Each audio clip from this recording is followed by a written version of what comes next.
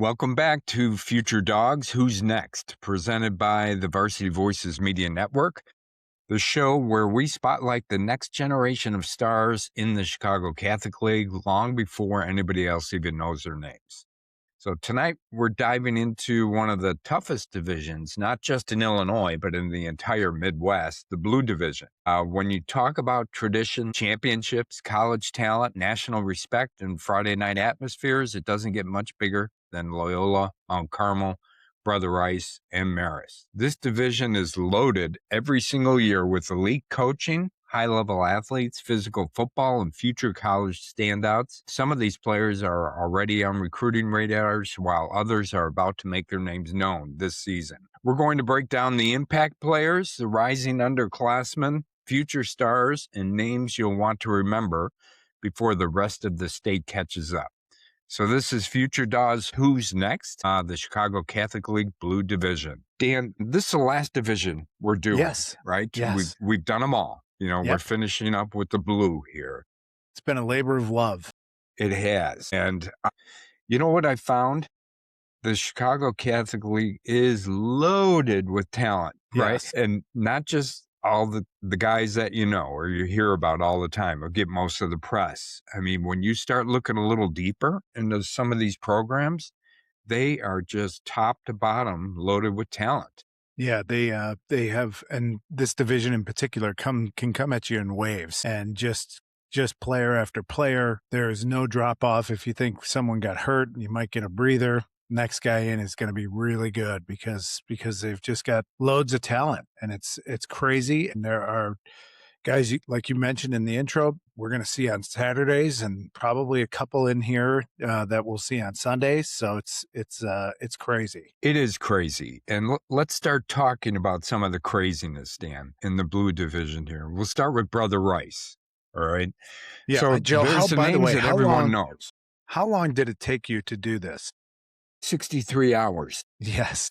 No. The Blue Division is just crazy with the number of players, and I'm sure we're going to miss some too. So it is Yes. it is loaded, and starting with Brother Rice between them and Mount Carmel, it's like good grief, they got a lot of players that are Yeah, they big do. time football players. I mean, there's the names on Brother Rice that you're hearing or have heard for a couple of years now. The guys who get all the press, all get all the notice, and that's Braden Parks, Cam McGee, Right? who else? Ethan Posey, right? Posey, yep. Yeah, and but then there's other guys who, when you start to look at this, like I said, we look at it a little bit deeper. We were talking before we kind of started here. We were talking about how big the offensive lines and defensive lines are going to be in the Blue Division, right? And Yeah.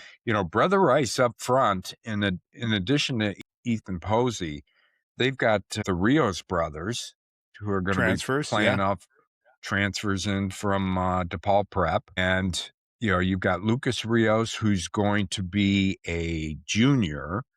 And you've got Carlos Rios, who's going to be a senior. Carlos, 6'6", 290. I think he was all dog team last year. Yeah, he was. At least on mine. He was on mine, right? Mm-hmm. I liked my offensive lineman as big as I could get him, right? Yes, right. Barely get through the door. Yes. And then his little brother is, call him little, but he's 6'3", 290. Right. So you've got those two to add to the offensive line. And the other one that we were talking about was Tyler Hulth. Yeah. 6'5", 265. Yeah. He's a little guy, 265. Yes. So they've got some real talent on the offensive line for sure. And there's probably some guys here that we don't even know about or aren't aware of yet. But I'm sure there's young guys, that we haven't heard of, some freshmen that are out there that are going to be really good. And you mentioned the Rios brothers. I saw in Lucas's bio, I think it said he was a state champion wrestler. So right. Always are looking for those guys that can grapple in the trenches. They know how to use their hands. I've said it a million times, leverage. I was never a wrestler, but I just know they are a lot to deal with when it comes to line play. So yeah, I don't know, and I don't know if Carlos is a wrestler, but that's they're shaping up to be as good as they were last year for sure. Even just Right. starting with the offensive line. Yeah, and I mean, last year they were known kind of for their defensive line as Right. well, right? You've got Cam McGee coming back, Yeah. and you've got Braden Parks, who we mentioned, but they've got some other guys too here who are going to get some time on the defensive line. You've got Jeremiah Christian, who's another defensive tackle for them. You know, not real tall, No, but big and strong. I he mean, is strong, everything, strong, everything strong. strong, really strong. Yeah, yeah. A bunch of the stuff I saw on him was him lifting weights and throwing a lot of weight around. So Yeah. yeah, Yeah, I saw him at you 5'11", 220, Joe, and he's already a highly ranked guy. He's a classic stocky, prototypical interior D lineman. He's going to get stronger and bigger, and he is going to be a menace inside. With the guys they have with Braden Parks next to him on the line, and Cam McGee on the edge, and then I think I don't know if you mentioned Nate Elsey. Yes, no Nate he's Elsia is the other 6'3", one. Yeah. 220. Yeah, he's Hmm. a 2028, so he'll be a junior. Next year, he's set up to have this defensive line, pick up right where it left off. Yeah, they really do, and they're backed up by some good players in the secondary as well as some linebackers. One name that was popping out to me and that I saw was Mason Marable, safety, 6', 185, safety for them. Oh, the other name was another defensive end they have is Tymel Lofton. I don't know if you saw I that didn't name. see that. No, He'll be a senior next year, 6'2", 230. Who else do they have on the defensive side of the ball? I saw Joe Caden Stewart, Caden who's Stewart. Yeah. going to be a senior next year. Him and Mason Marable both I see as like future dog potential here, dogs of the week. Mm-hmm. They both are aggressive. They like to come downhill. They're ready to hit people. So to have those two guys in the defensive backfield really helps set you up. And I also saw Jonathan Harris Jonathan Harris, as right. another wrestler, and The wrestler. I knew you and were going then to say Damari that. Thigpen. Yeah. Damari Right. Thigpen. He's not Yeah. real big, but he's a really, really fun all-purpose player. He's a guy that can play near the line of scrimmage. He really knows how to get in a passing lane. Looks like he reads routes really well, knows what the quarterback is thinking on the snap of the ball. So just another, we talked about how good they were last year defensively. I mean, Joe, they look poised to be every bit as good this year. Yeah, they do. They obviously lost some good players. I mean, one being their quarterback, right? CJ Gray. So, who did you see, Dan, that they might be relying on at the quarterback position? The most kind of buzz I saw was for an incoming freshman. His name's Sam Right. Holcomb. Right. 6 foot or 6'1". I think his father's a quarterback coach, but he doesn't throw the ball like an eighth grader, for goodness sake. Right. When you see video of him, he can really sling it. And so I don't know. It's a lot to ask to have a freshman quarterback come up in this division. If you are looking to buy or sell a home, contact RE/MAX Realtor and Circle of Legends recipient Christopher Cobb. Let Chris's extensive negotiating experience work to guide you on all of your real estate buying and selling needs. Contact Christopher now to discuss the right strategy for your personalized real estate buying and selling plan. His number is 630-420-0070, or you can visit his website at christophercobb.com. But maybe Sam's ready. But I also saw Rocco Galasso, all name team for sure. Right. And who'll be a senior next year. He's kind of a good athlete, finds his way around the pocket pretty well, delivers the ball, keeps his eyes downfield. So they've got options. I'll be interested to see how this plays out before week 1. Yeah, and you were talking about some of the running backs, Dan. So one was Decatur, Washington, right? And the other is Jamison Davis. Jamison Davis, right? So maybe you don't need your quarterback to throw all that much if you've got those two guys. take this gigantic offensive line, you take a Right. quarterback who can turn around and hand it to one of two studs in Davis and Washington, and you've got a pretty good start to a high school football team right there. Yeah, you do. And one of the names at the wide receiver position for them, Jordan Moore. Yes. Jordan Moore, 6'3", 180. Yeah, going to be a junior. Going to be a junior, yeah, and really good athlete, really fast. I saw a couple of highlight clips of him, so I think they have him go both ways, or he's listed as a DB and a wide receiver, but he looks like a real weapon too for them. So yeah, he's got offers from MAC schools already, Joe, and I mean, and we haven't even mentioned, Jack McNamara. Who is Right. who's a big time prospect. Also, just going to be a junior next year. 6'5", 240. He's in the elite tight end category for high school football. And Right. and then a guy who we saw late last year. I remember him from film, Lucas Strange. I don't know if he goes Strange or Strang, but it is he's super fast, and I really liked how he played late in the season. I felt like because of how Brother Rice played, they didn't have opportunities to get some of these guys to football. But in addition to those guys that we mentioned, Joe, there's also Carlton Jordan, who's going to be a junior at 6 foot 180.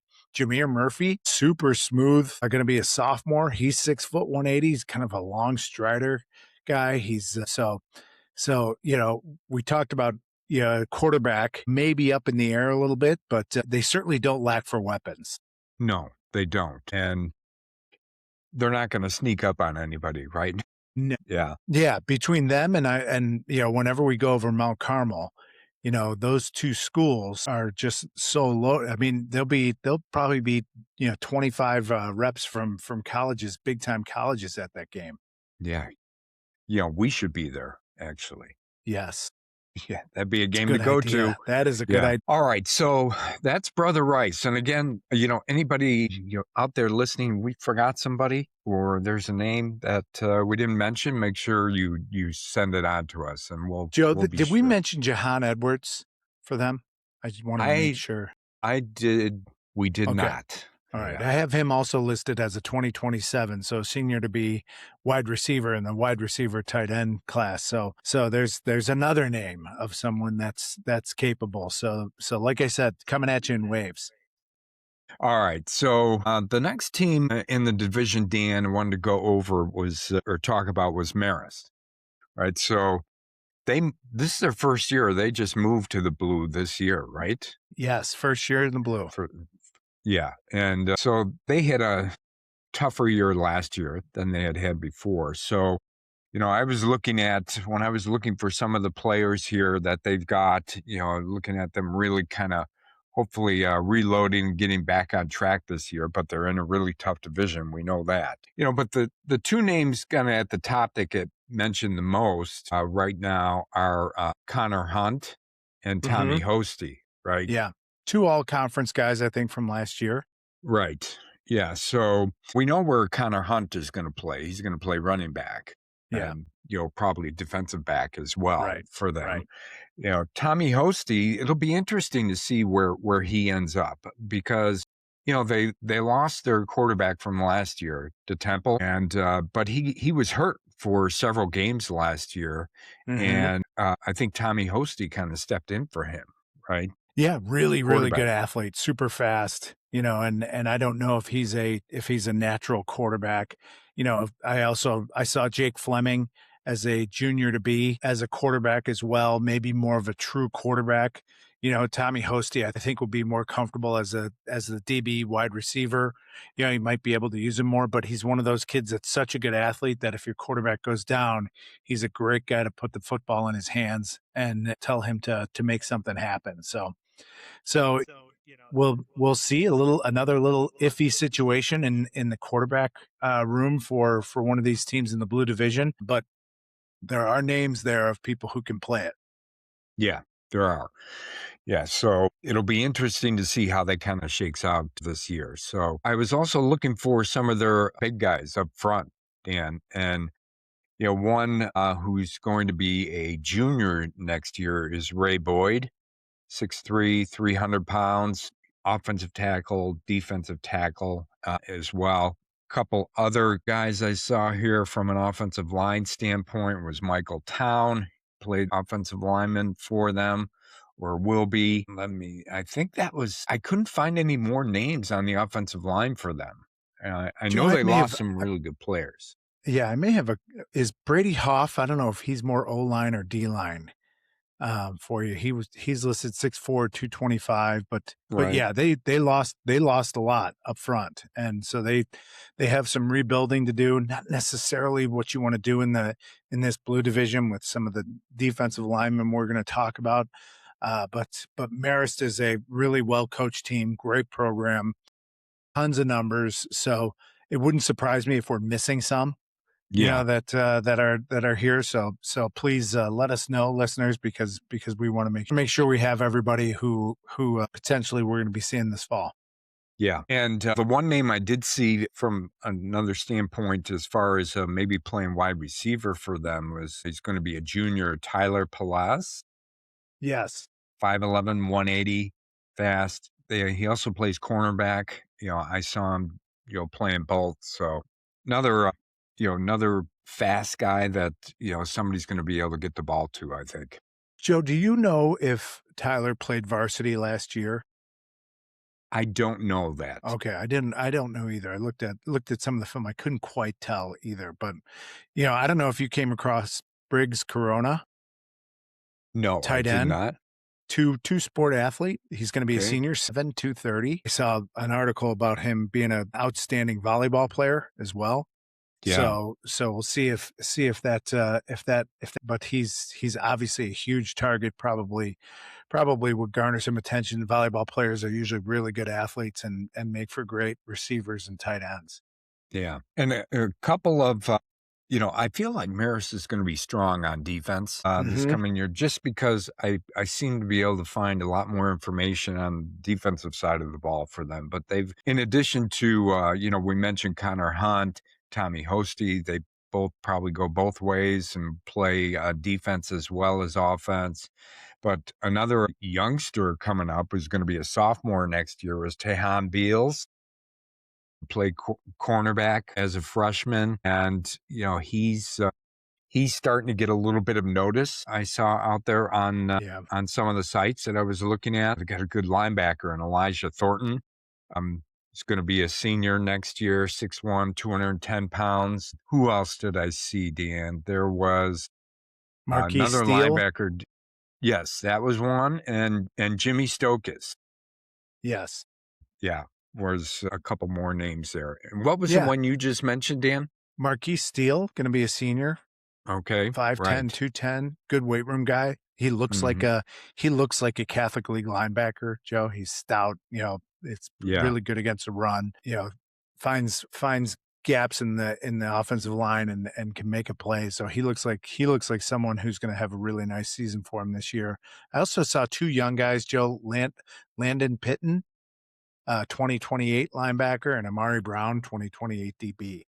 Okay. All right. So they've got some talent there as well, and some guys we're going to keep an eye on and keep a lookout for this coming year. And so the season starts. I saw somebody had on their post, they had first game 86 days or something like that. It's unbelievable. I mean, practice starts, I think, Monday or Tuesday for some of these schools. Yeah. We could be out at summer practices. Yeah, boy. Do you miss those days? No, Not as a player, as a coach. Even as a coach, I'll say that there were times and the format has changed so much. Since from when I started coaching to when I stopped, and we had, I want to say, 25 days of practice. And when Pat was kind of new coaching, it was, we kind of practiced like you would during the week. And, you got to the end of the week and you were like, what's going on? This is such a grind, and there's no game. And, it feels like doubles every day of the summer. And I know I didn't have to do it, but Pat, a lot of times, Coach New would have to do the youth camp right afterwards. His summers became where they were more busy. They were busier than the school year. So I know now that he's retired, he won't miss that. If he were on this show, he'd be like, yeah, I'm kind of looking forward to the time. But Yeah. yeah, so it's busy and it starts next week. Yeah, unreal. I feel like we were just covering the playoffs and the state championship games, but Yeah. here When I we went are. out to Brother Rice in St. Rita at Northern Illinois, and it was just awful. The snow was it was awful. It was sleeting rain. It was like, get me out of here. Yes. Yeah, it's fun to do it from here though. So much Oh, fun yeah. to do it. It's a Oh lot more gosh, fun. love the technology of streaming. Makes Yes. it a lot of fun. Me too. I enjoy it too. Yes. Little air conditioning when it's hot in Right. the summer, and a little heat when it's cold in the You need winter. them both during football You need season. them both during football season. Yeah. Yeah. All right. So let's move on, Dan, to Loyola, who I guess the biggest news for Loyola is Coach Holisek is back as a head coach, right? Yeah, that's kind of taken the headlines from a lot of this and prompted a lot of discussion. We've written a couple articles about just what it means for these programs to have some high profile coaches, and you can find those articles on our Substack page. But yeah, Coach Holisek, longtime winner, he is back as the head coach for Loyola, and Joe, he's got a lot of talent to work with.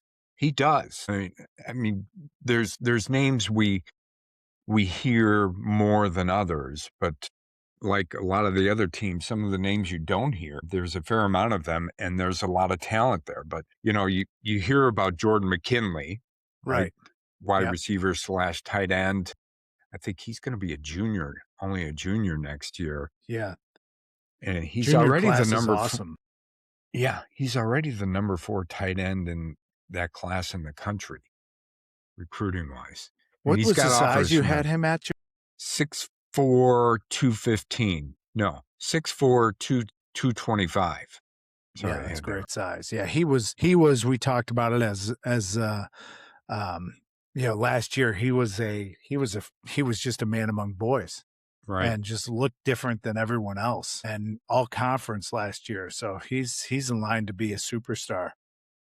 Yeah, he is. And I mean, the other name you're seeing a lot, or you hear more from the Loyola standpoint, is their quarterback who'll be a junior next year, Matt Lee.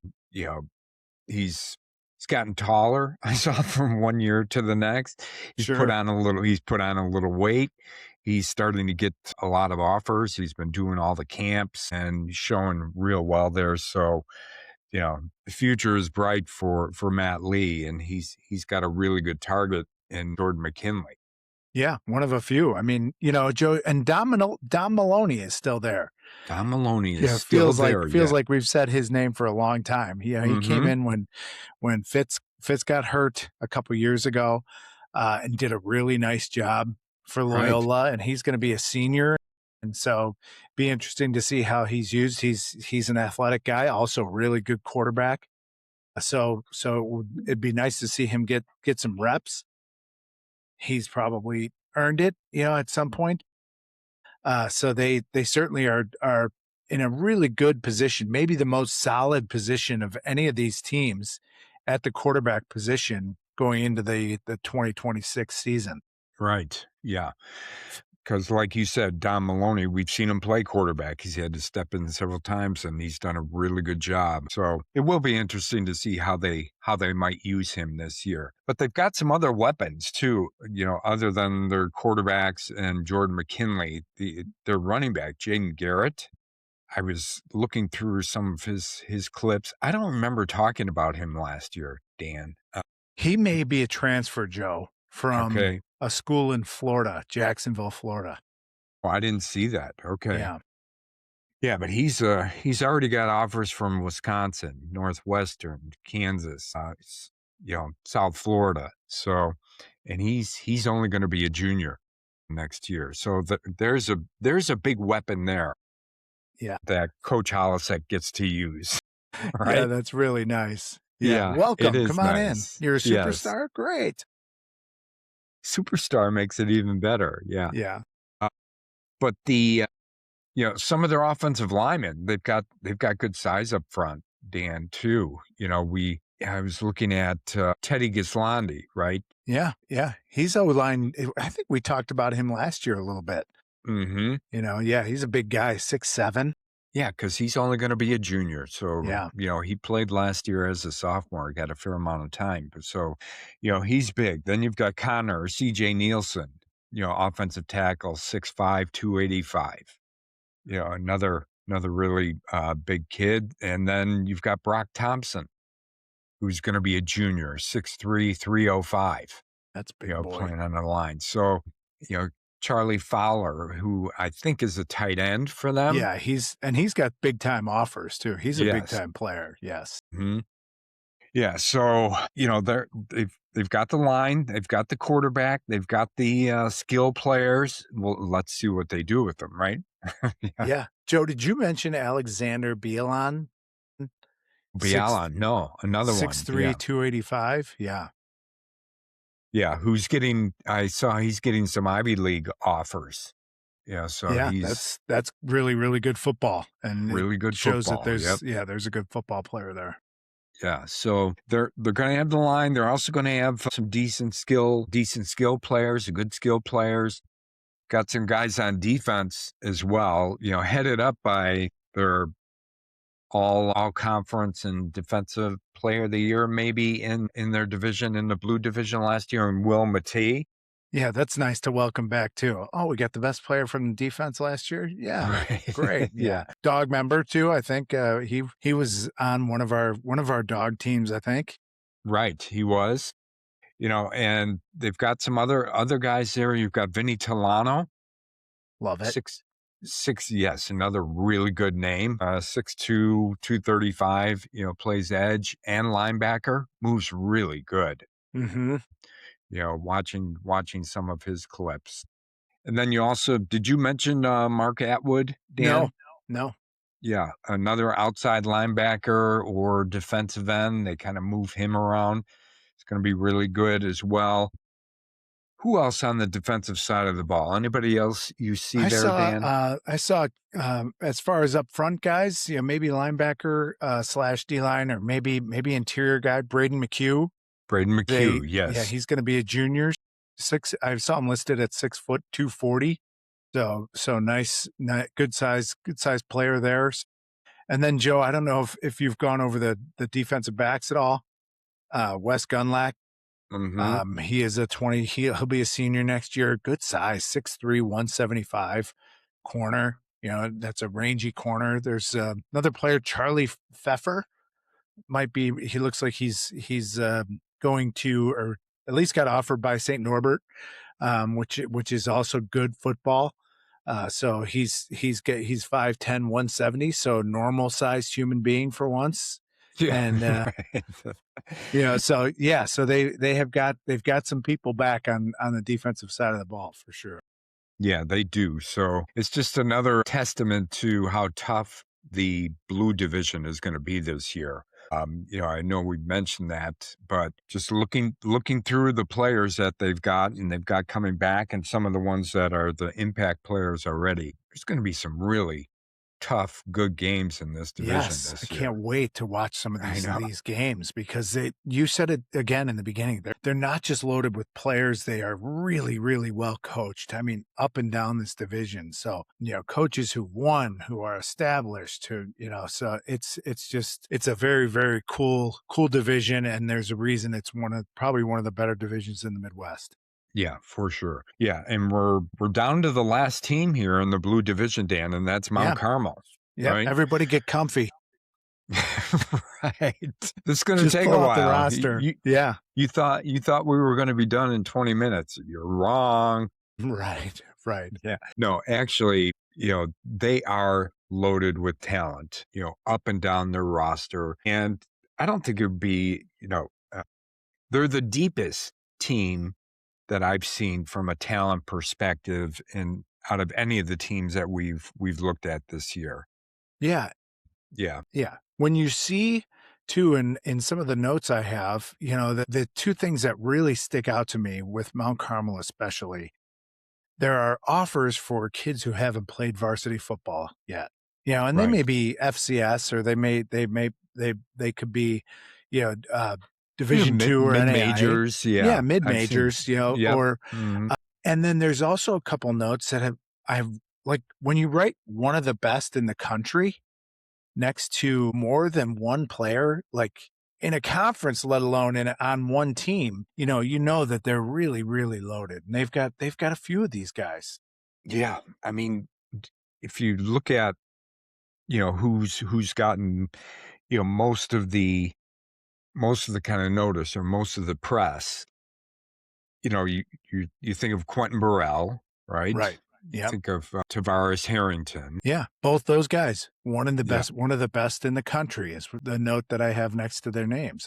It's crazy. Both Michigan commits. Both going to Michigan. Yeah. I mean, the other wide receiver, you got Marshawn Thornton, who's only going to be a junior next year, but already, you know, top 5 ranking, Yeah. as far as wide receivers and getting tons of offers already, right? Yes. I guess when you think about Mount Carmel, one of the things you think about on offense for them this coming year is who's going to play quarterback. Not that I think they're gonna have a hard time finding somebody to play quarterback there, No. but I mean, I've seen a couple of names out there, Dan, and one is Thomas Elliott Jr., Jack Elliott's younger brother, Right. who's only going to be a sophomore next year, And but already has offers. and I think he's ranked the top quarterback, 2029 quarterback in Illinois. He's number 1 ranking. Wow. But you see why, right? If you watch some of his film, I mean, he can throw the ball, for his, if he was a freshman last year, he threw for 36 touchdowns and over 2,000 yards as a freshman, right? Which is unbelievable when you think about it, because it's not that they're not playing other talented freshman teams or JV teams or sophomore teams or whatever it might be, right? Right. I mean, even if you're playing at that level, you're playing against a lot of these players that we talk about by the time they're juniors and seniors as superstars, right? Mhm. So, yeah. So you've got Thomas Elliott Jr., and, they also got a transfer in from Plainfield East High School. His name is Brady Cloherty, and he'll be a senior next year, but he had a really good season for Plainfield East last year. I think he was all conference. He was honorable mention as far as the offensive MVP, or maybe he was all conference honorable mention and offensive MVP for their team for Plainfield East last year. But he threw for over 1,200 yards, 17 touchdowns, 99.8 quarterback rating. I found this on the web. So, he's a really good player coming in, somebody who's seasoned a little bit, and has got some experience. And I don't know, it'll be interesting to see the quarterback battle there at Mount Carmel. Yeah, I mean, because you also have 2 other names that I saw, Joe. Ryder Starts, great name. Mhm. He's going to be a senior, 6'1", 185. And Ryan DeAndrea, who'll be a junior. He's 6'2", 180 pounds. All those guys are Yeah. out there at the camps and getting noticed. So it is a great room. And we talked about Loyola being kind of the most settled. It doesn't necessarily mean they're the most talented room. I mean, Matthew Lee's outstanding and a big time player, but while Mount Carmel doesn't have someone cemented as their starting quarterback, I mean, the options they have are outstanding. Yeah, they are.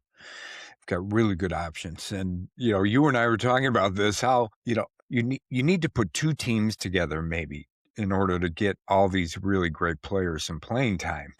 Yeah. Right? And Yeah.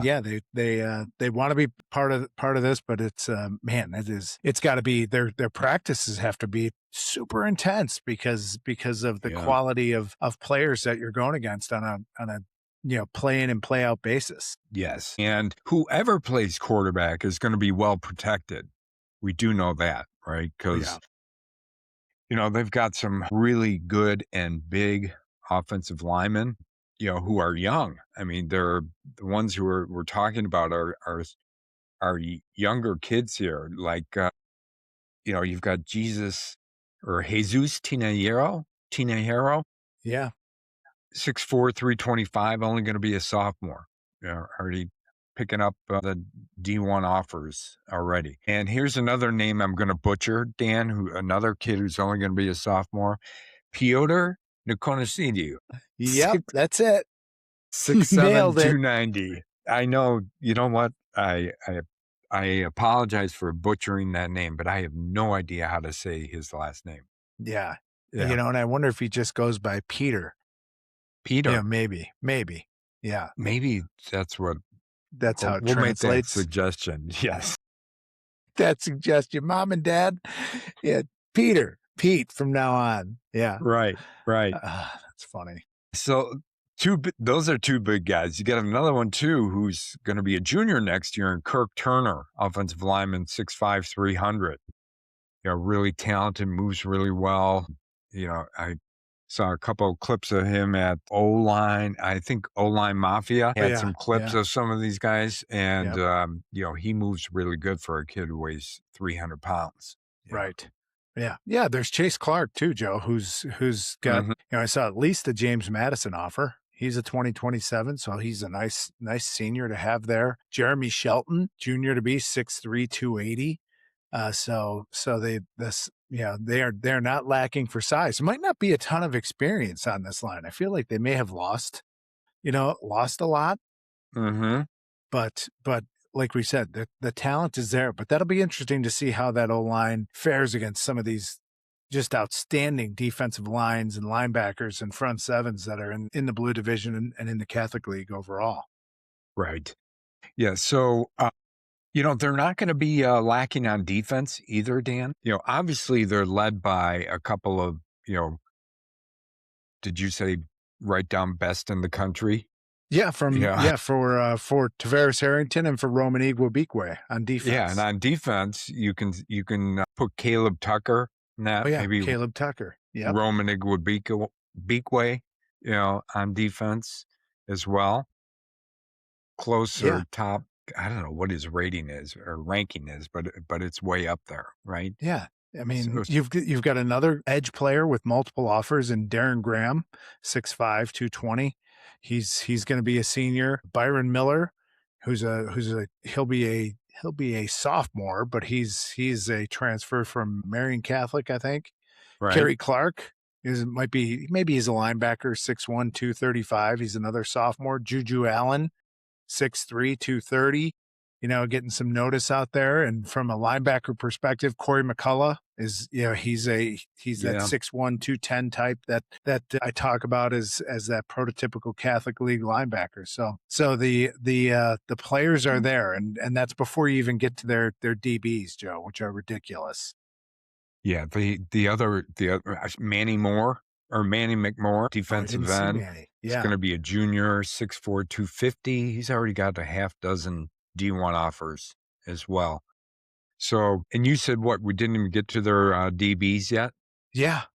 Tavares Harrington, one of the best in the country, 6'3", 180.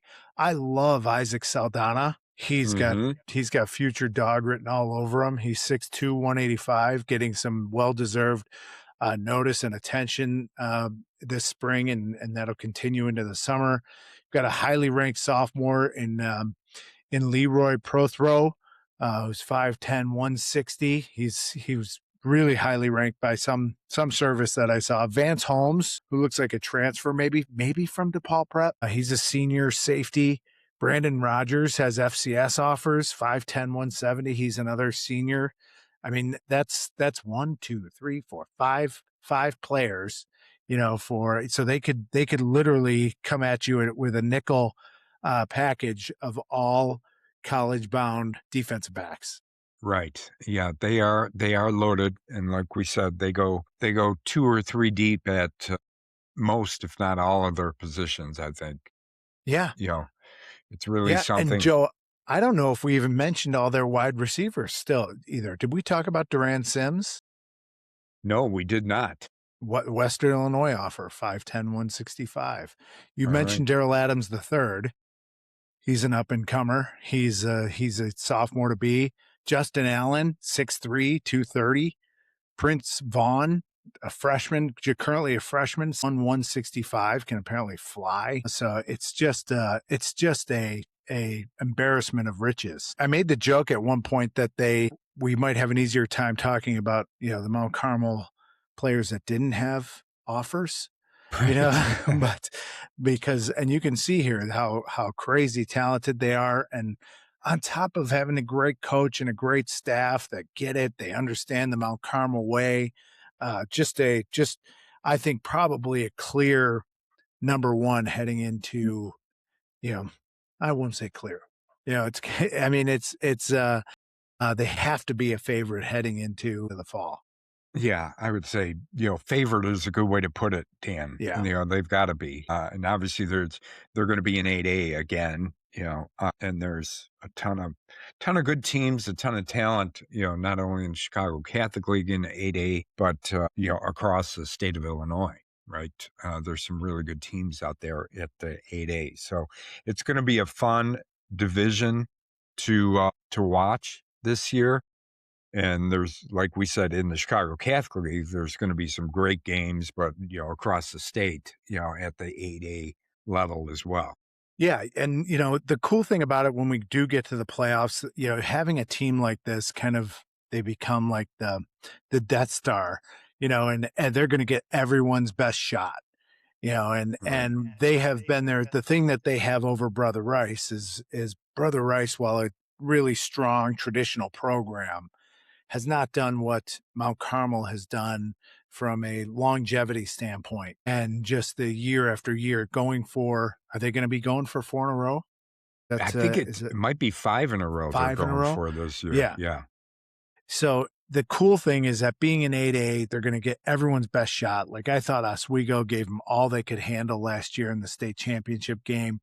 I am sure that some of these teams out there that are really good, that are not getting talked about, are probably thinking, I hope we run into Mount Carmel and uh, show them just how good we are. But that's going to start even within the Catholic League. Yes. So that it will be fun, because we'll see how they are at continuing to play the hunted right. all year long. One name or maybe 2 names, I'm not sure if we mentioned these for Mount Carmel, but the running back, Nathan Samuels. Oh, yeah. No, we didn't.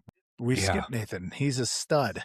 He is a stud. He'll be a senior next year. And I think just at the recent Under Armour camp, where it's like their top prospects, I think Nathan Samuels in this area came out and got the award or whatever it is for, top running back at the Under Armour camp. So do I have to add one of the best in the country? yeah, maybe. Yeah. Last year, remember when we were watching, he kind of exploded onto the scene, or at least from our perspective, he did. We're like, where did that guy come from? Yeah. He's a great example of how what we talked about with Mount Carmel coming at you in waves, and, because of the depth of talent that they have. So he was a perfect example of that last year. There's probably 10 we didn't mention that we probably could, that will surprise us this fall. Well, one, that London Owens was another name I had here that I wanted to make sure, we were talking about defense. He's an edge rusher / outside linebacker, 6'2", 235, has picked up several offers already. So there we go. They're just loaded, but, they put together just an unbelievable program there that just goes from year to year, right? And, so you can only sense. play 11 at a time. So, they won't have all these guys on the field at one time. They'll have a lot of good ones, but, you only get to play 11. So that's one of the things as a coach in the, in the Catholic League, or whoever's on their schedule, you say it's still going to be you against him. You just got to beat him one play at a time. So, right. But that's way easier said than done, and super easy from here in my my office. It is super easy from sitting at home. Yeah. Yep. All right. Well, that wraps up another edition of Future Dawgs Who's Next here on the Varsity Voices Media Network. A huge shout out to the players, coaches, parents, and fans from Loyola, Mount Carmel, Brother Rice, and Marist. The Blue Division continues to set the standard for high school football in Illinois with elite competition week in and week out. And remember, today's Future Dawgs are tomorrow's Friday night stars, college recruits, and household names across the state. If we mention a player tonight that people need to keep an eye on, make sure you share this episode, tag us on social media, and join the conversation. And if there's a player we need to know about for future episodes, send us a message because we're always looking for the next name ready to break out. Make sure you subscribe, follow, and turn on notifications wherever you get podcasts from so you never miss an episode of the Varsity Voices. You can head over to Substack and get a little more content, a little more detail at thevarsityvoices.substack.com. And for Joe and Dan Freveletti, thanks for watching and listening, and we'll see you next time.